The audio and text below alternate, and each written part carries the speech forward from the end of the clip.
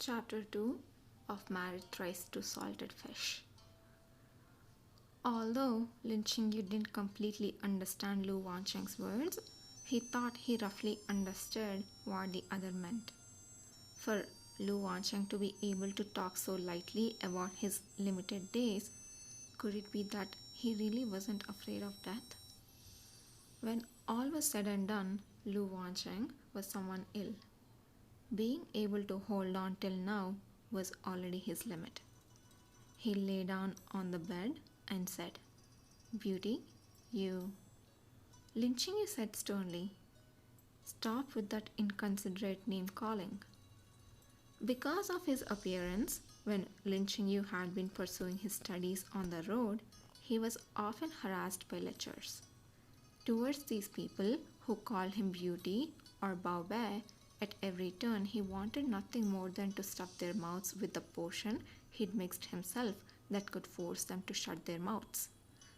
However, although Lu Wancheng called him a beauty, he didn't stare blankly at him like a frivolous person. He wasn't completely hopeless. "How fierce! Aren't you happy being praised for your good looks?" Lu Wancheng closed his eyes and said, "Whatever, I'm going to rest. Just do as you please." After all that waste of time, it was already past Jishi. There really was nothing else to do except to go to bed. The servant girl just now had helped Lu Wancheng take off his clothes.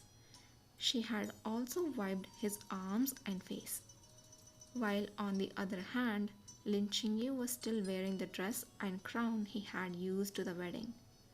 A hot yarn had been painted between his brows, and he still hadn't washed off the makeup on his face. Yes, he had makeup on today. Due to his strongly worded request, the matron of honor had only painted his brows and lips. However, because of the cold and aloof beauty of his face, after using even just this little bit, his lips appeared as red as flames and his brows appeared as though they'd been drawn from a painting. This look made others praise him without cease, but for him it alarmed his heart and sent his body leaping. What he had pursed between his lips seemed not to be rock paper, but shackles that imprisoned him. And the ones who placed these shackles on him were this entire Nananhao mansion as well as the imperial family. He would remember this hatred. There was that matron of honor too, who had forced him to use ointment and made that certain some place feel extremely uncomfortable. He would remember her too. As for his ignorant husband, if what Lu Wancheng said was true, they truly could spend the next 6 months together in peace. Husband and wife in name, but not in truth. He could barely force himself not to harbor any hatred against Lu Wancheng. He was a man on the verge of death, nothing more. What need was there to bother with him? Naturally, there couldn't be two beds in the bridal chamber. The only bed was occupied by Lu Wancheng. Lin Qingyu decided to spend the night on the Lao Han. At this time, it was shortly after the Lantern Festival. The days had yet to warm up. You were sure to catch a cold sleeping on a bare Lao Han. Lin Qingyu saw that there was an extra quilt on the marriage bed. The servants of the Hao mansion must have deliberately prepared it, afraid that their precious young master Hao wouldn't be used to sharing the same quilt with someone else. In that case, Lin Qingyu had no wish to be polite. Even in sleep, Lu Wancheng could not escape the torment of illness and pain, and his brows were slightly furrowed. Lin Qingyu's movements when taking the quilt had been very light, but Lu Wancheng still woke up. When Lu Wancheng opened his eyes, Lin Qingyu was in the middle of bending over. His hair hung before his chest and fell on the other's cheek, making it a little itchy. The two locked eyes with each other. Without waiting for Lu Wancheng to speak, Lin Qingyu said first, "I'm taking the quilt." Lu Wancheng smiled. "Take it." Lin Qingyu carried the quilt to the Lao Han and spread it out. Just as he was about to lie down, Lu Wancheng said, "Aren't you going to undress before going to bed?" Although the wedding dress worn by a male bride wasn't as complicated and cumbersome as that of a woman's, it was still a loose corseted thing covering in layer upon layer of robes. It was far less convenient and comfortable than wearing ordinary clothes. Just looking at it made Lu Wancheng feel tired of him. Lin Qingyu said calmly, "Naturally, I'm going to take it off." Turning his back to Lu Wancheng, he raised his hand to undo the outermost buckle. The coat fell from his shoulders and slid to his ankles. Piece after piece of clothing was removed, and after a while, he was just like Lu Wancheng, dressed only in close-fitting nightwear. After taking off his clothes, he turned around and glanced at the marriage bed. Very good. Lu Wancheng had fallen asleep again. Early the next morning, Lin Qingyu had always been a light sleeper, and a quiet cough from Lu Wancheng was enough to wake him up. On the bed, Lu Wancheng was lying on his side. His side profile was mostly blocked by the scattered strands of his hair. His sleeping posture was haphazard, without the slightest bit of dignity. As soon as Lin Qingyu got up from the Lao Han, there came a knock on the door. "Young master, Xiaojun, it's time to get up. According to customs, we must go serve tea to Master Hao and Madam Hao." Lu Wancheng showed no sign of waking up. Lin Qingyu opened the door and let them in. The maid walking in front of Feng Xin was... What? Let me read that again. The maid walking in front was Feng Xin, who was Lu Wancheng's personal maid. She entered the room carrying in hot water.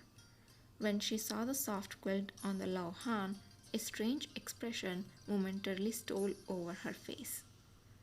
Half of the maids who came were there to assist Lin Qingyu to freshen up. The remaining half went to get Lu Wancheng up. Lin Qingyu changed into a snow blue robe. His long hair was simply tied up with a jade crown. On him, these ordinary clothes seemed graceful and full of elegance. However, compared with yesterday's wedding attire, this was less bright and more dignified.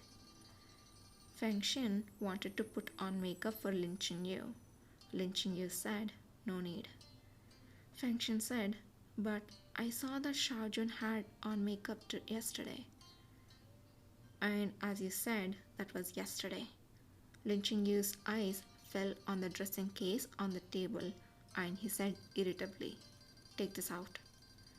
Lin Qingyu had finished putting on his clothes, but Lu Wancheng was still asleep. A few maidservants had gathered around the bed, calling him softly. "Young master, it's time for you and Xiaojun to serve tea to the master and madam."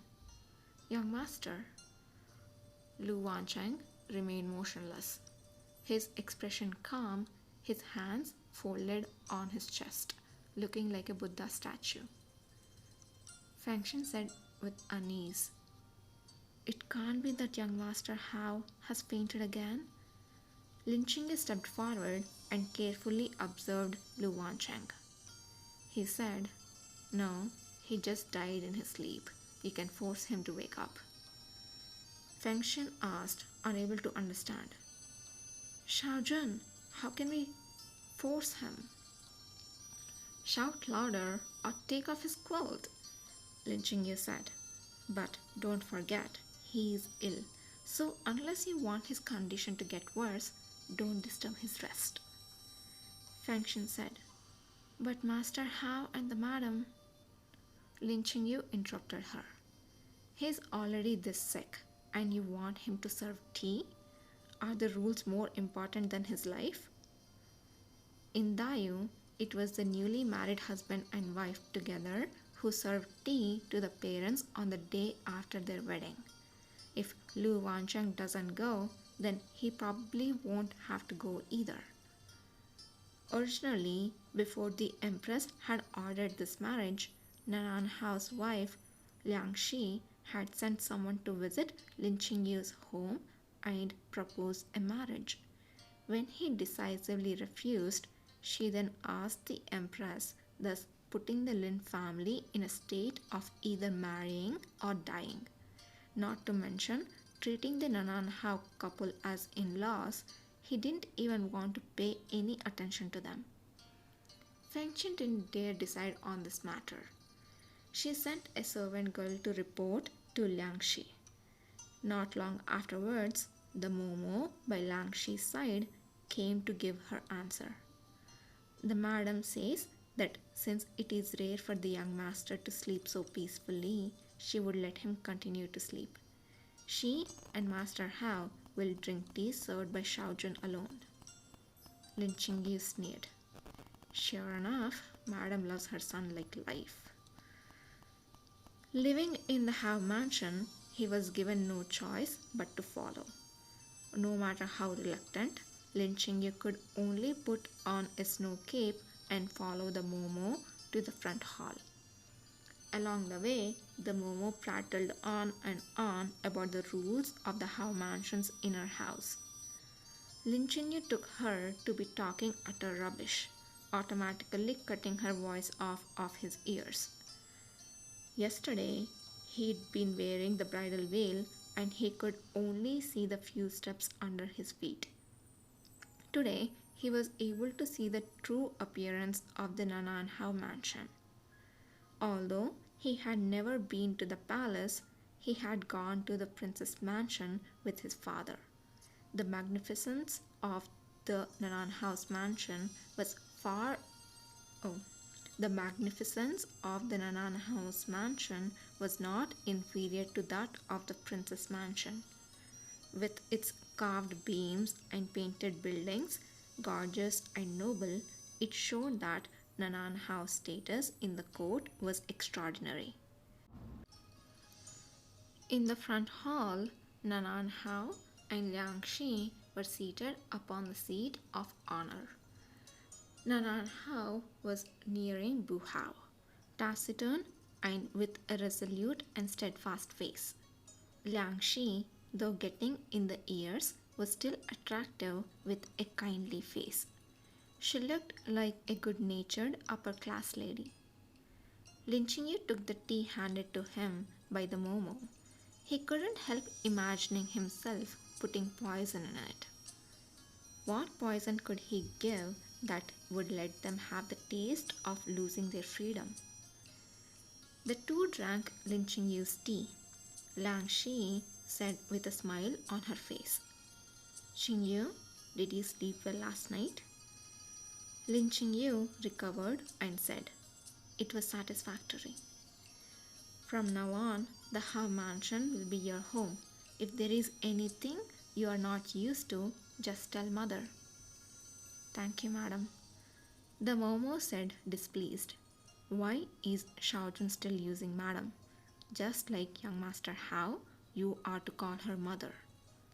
This Momo was really obsessed with this matter of changing terms of address.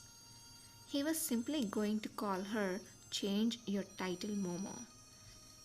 If she wanted so much for Liang Shi to be called that, then why doesn't she just call Liang Shi that herself? Lin Qingyu lowered his eyes and said, it is a force of habit. It may take a while for me to change my terms of address. I hope Madam Hao will forgive me. Nanan Hao looked displeased. Liang Shi said graciously, there is no harm done. There will be plenty of time for that. The first few months after I married into the How mansion, I was often forgot I I also often forgot to correct myself. Nanan How said, despite that, you must still get used to it as soon as possible, so as not to be a source of amusement in the eyes of others. Lin Chingyu thought of his parents and endured silently. Yes. Lang Shi took another sip of tea and said, your 8 characters and Wan Cheng's are a match made in heaven. Master Hao and I also fancied this point. So we asked His Majesty to bestow this marriage. Qingyu, in the future, you must put your husband first in all matters.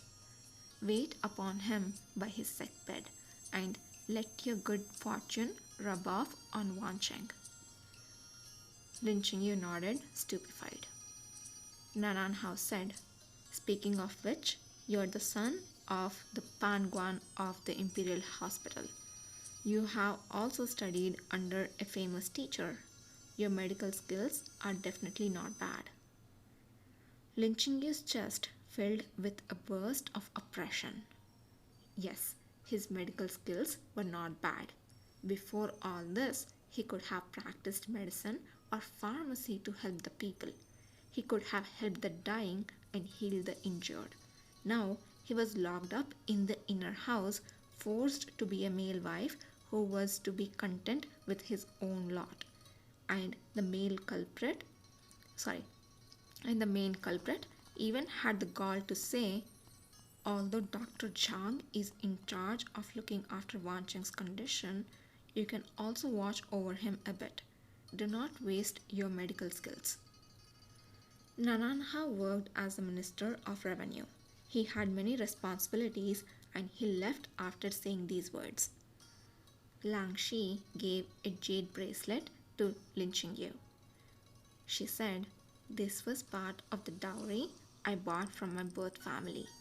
I had planned on giving it to Wan Cheng's son in the future, but now... Lin Shi paused and smiled again. No matter, you keep it.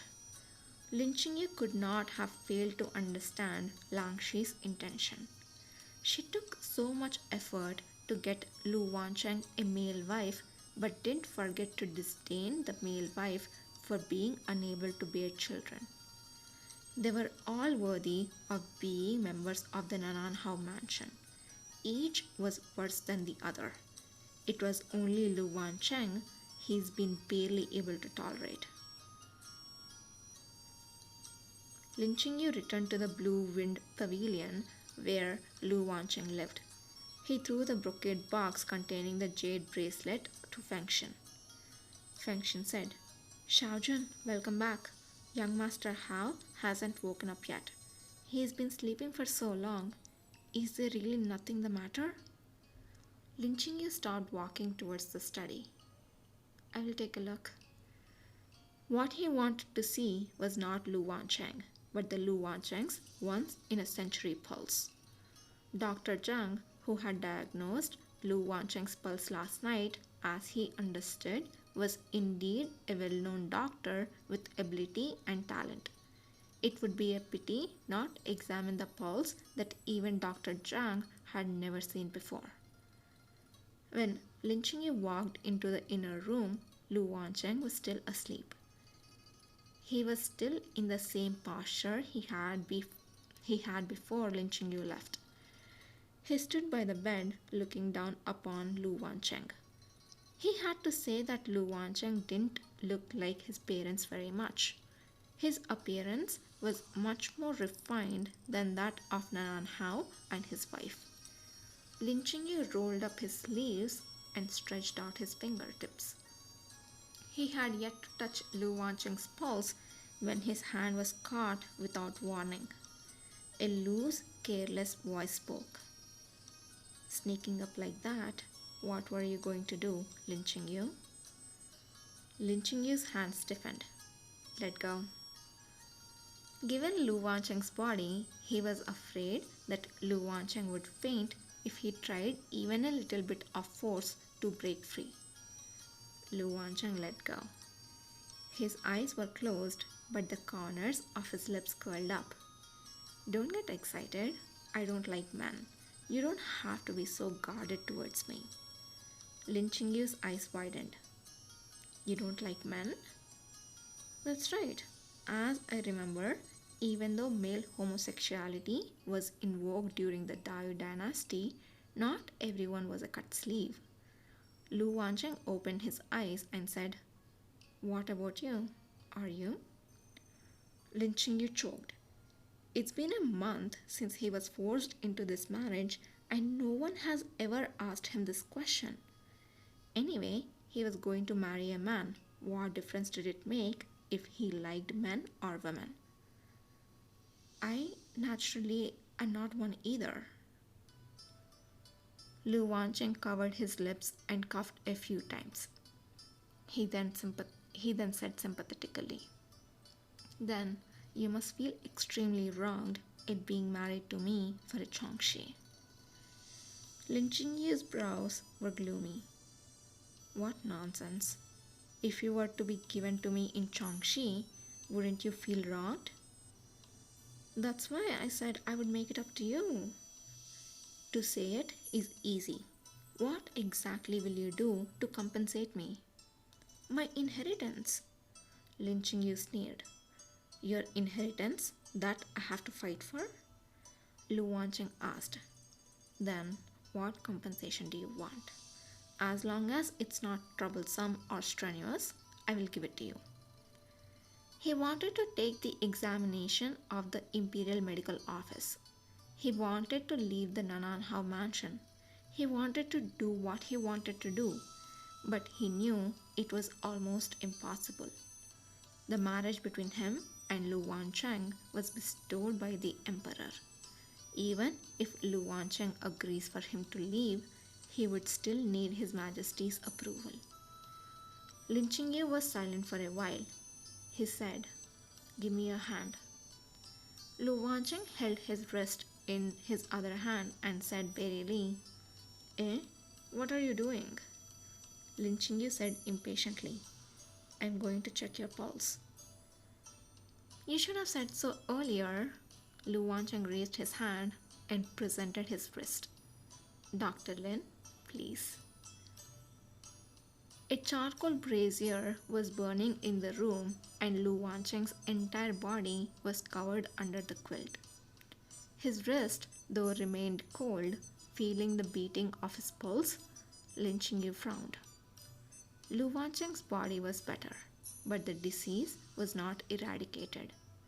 He could feel the sudden vitality that Dr. Zhang said, but Lu Wancheng's body was like a bottomless pit, consuming this vitality little by little. Unless the root of the illness was eradicated, Lu Wancheng's vitality would be exhausted, and he would still not survive past half a year. There was no cure for Lu Wancheng's disease.